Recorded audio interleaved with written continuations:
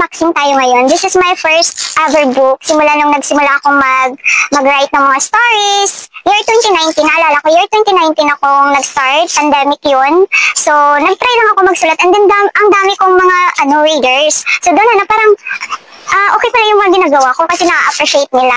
But then, after ng pandemic kasi, ay hindi. After mga ilang months ng pagsusulat ko, pinopost ko kasi siya sa aking Facebook account. And then, nagka-pandemic. Tapos after nun, parang, okay, kailangan ko nang mag-work.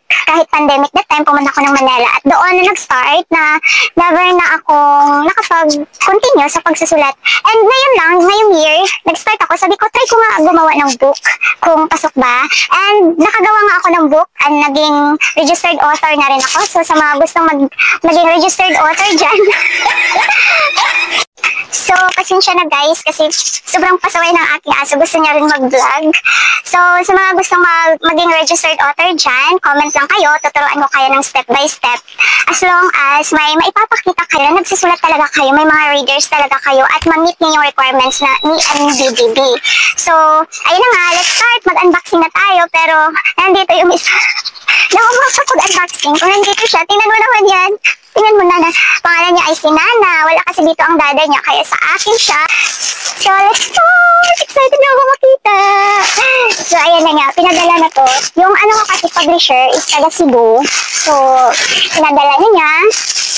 So, ang hirap maghanap ng publisher, sa totoo lang. Kasi kailangan mo talagang makahanap ng yung marami din silang tawag nito, buyers, marami din silang followers, marami nakakakilala sa kanila, tapos titingnan mo pa kung registered author, registered publisher ba sila.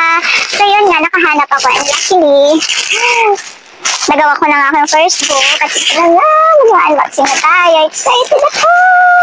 So ayan. Oh my God! Natatakot ako mga...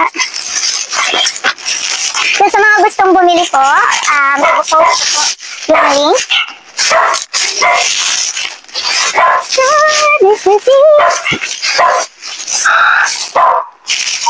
Kinikilig ako, kinikilig ako. Oh no. Look at that.